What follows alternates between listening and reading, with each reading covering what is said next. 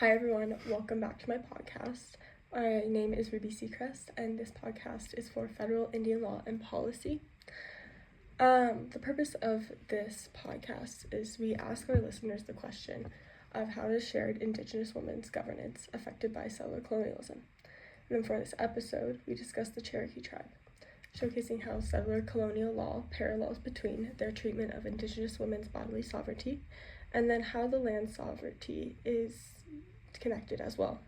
And we do this in an attempt to decolonize the history of which we learn federal Indian law and policy and in relation to land and women. So starting out with this, we should get a good idea of what does Cherokee women's sovereignty look like in a decolonial framework and post-settler colonialism. So we do this Intimate Matters, A History of Sexuality in America. Their first chapter lays out a really good standing point for this. So throughout this chapter, they lay out how the decolonial ways of Cherokee women were treated in marital relations. Polygamy was really common, and divorce was not frowned upon or produced any type of shame. Is very generally accepted.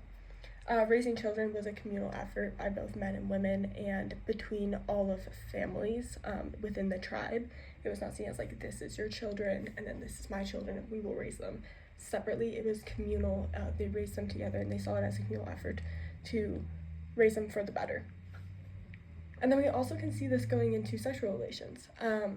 Women were not raped because it was not seen as something that you could own. Sexual violence really increased after settler colonialism, and actually the word for rape really became something that existed in tribes. We can get to that a little bit later. But yeah, the owning of one's body and sexuality in theory really did not exist until European settlers came. So from this, we can really understand that oftentimes we learn about the land being seen as something in Native tribes that you could not own. But women were also seen in that light. They were seen as something that you cannot own, that you cannot have as your own, right?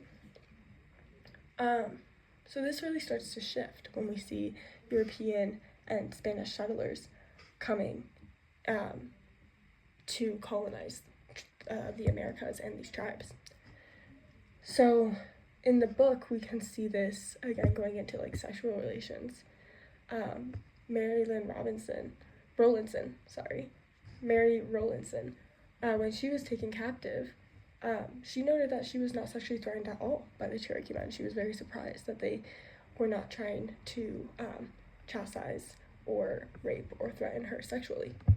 And then in contrast, during the same time, we have Spanish settlers introduced rape as a form of conquering and conquest during war. So, within these original frameworks that settlers had coming to colonize when reflected in the law, the decolonial ways of marriage relations that we can see coming in, as discussed, like easy access to separation, no judgment or consequences within separations. We can see that the sovereignty that Cherokee women held within their community prior to settler colonials, they were not seen as when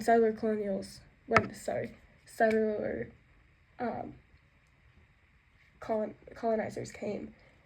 Women weren't seen of having any sovereignty. They were seen in the colonial framework, which is you cannot be stripped of something that you do not have. Right? They were not seen as having any sovereignty or being individuals that had rights. They were seen as a tangent off of their husband or father. So when we look at this history, it's really difficult for us to trace back being stripped of their rights because they were not assumed to have any rights within the first place. But we can see within the text, within legal texts, of them being viewed as a tangent, directly talked off of what they are in relation to their husband or their father. And if you're not viewed as an individual, then in turn, you're not included in legal negotiations or sovereignty. Because they weren't seen as fit through the settler colonial lens to possess any sovereignty prior to them coming, there's no legal documentation of this happening, right? So we can also see that within a good example of this being parallel, I'm going to draw a parallel, is when we go through the Removal Act in 1830. Andrew Jackson depicts Native nations in general as being reliant off of the United States government. We can see this as a great parallel to draw to how women were seen. So if Native nations were seen as a tangent and reliant, they're being depicted in this way. We know that they were not, but they're being depicted this way legally. This is very similar to the ways that women were being depicted to their husbands. We can also see in that same document, in the number 25 headquarters, Eastern Division, Cherokee Agency section, we can see that women were directly discussed as property and a tool to use with further access to land. So this is where women and their parallels to land legally come into play. They were seen as we've already discussed, they were a tangent off their husbands, right? Except if they could then be a tangent to gain access to land. Through the history of Native women being seen as an attachment to land, it can be tracked throughout the history of Native women after colonialism. They didn't have individual sovereignty, and neither did the land. So even though we know that decolonizing the ways in which we look at sovereignty versus how it was seen by colonial settlers, women and the land both held deep individuality, power, and sovereignty in many Native tribal cultures. And that's another way of how Native cultures were stripped of their culture, of their identity, is through the stripping of sovereignty of women and land. Through the Dawes Act and the allotment cases, we see this as an excellent example of women's rights being used as a tool for trade for land through intermarriage cases, and the interest of white men marrying Cherokee women. When the Dawes Act and allotment cases were happening, the interest of white men marrying Cherokee women, it was very dependent off of the ranks of the Cherokee land during that time period and how that shifted throughout time. And so women were easily wanted or disposed of, dependent off of land rights and land access through marriage. And this is a great parallel to draw to this, where we can see the colonial lens of how land was seen as dispensed, and then how women were treated as well. There continues to be an argument for Native women's sovereignty being tied to land exchange today, so this is continuing. It goes throughout history, and we still see it today. A really great example of this is through Standing Rock protests that took place in North Dakota in 2016. Through this, the case gained national attention. It was a protest that happened, and it started in North Dakota, 2016. But it gained national attention because it was defying the rights of the land for Native Americans. It was going against their sovereignty, because it was about the North Dakota access pipeline, and the pipeline would take place in the tribe's land and threaten the access to the tribe's Missouri River water supply. Additionally, building the pipelines in the first place brings on man camps. This goes back to how we were talking in the beginning of our podcast today about rape and abuse of Native women.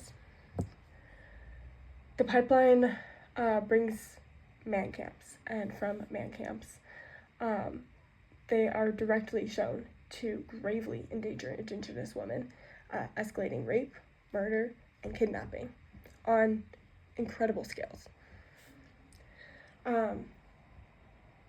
These man camps threaten Native sovereignty, as there's no clean way for tribal governments to police non-Native men when attacking these women. So the man camps are set up on or close to Native lands to build these pipelines. And these pipelines, according to documentation, can be anywhere, depending on the project, from 100 to thousands of men. And these men, it is extremely hard for Native police, Native governments to police these white men attacking Native women because of the land documentation and governance, how Native peoples are a ward of the U.S. government. So for the U.S. government to come forward and address these issues and to take these on head on, they would also have to admit to fault. They would have to admit to war crime, and from the Native people being wards of the U.S. government. Finally, this contemporary connection to land and the sovereignty of Indigenous women shows how colonialism of the land and attacks on the lands continues directly to affect and tie to Indigenous women. The colonial lens of women and land not being protected as sovereign individuals goes against how Cherokee men and many other tribal men viewed both the land and women pre-English settlement and post-contact. So taking this throughout time, looking at legal cases, and also looking at how feminists and gender studies activists approach this, all ties back to this ecological tie between Native women's sovereignty being stripped and neglected throughout history, and Native lands' sovereignty being stripped and neglected, and stripping Native nations overall of a huge part of their culture, of their identity, of their way of life that did not exist in the ways that it exists today at all, not even close to how we see it now. Thank you so much for listening to this podcast. I encourage you to continue looking at the information and lack thereof information throughout legal studies of Native women, throughout documentation and what is not documented. Thank you.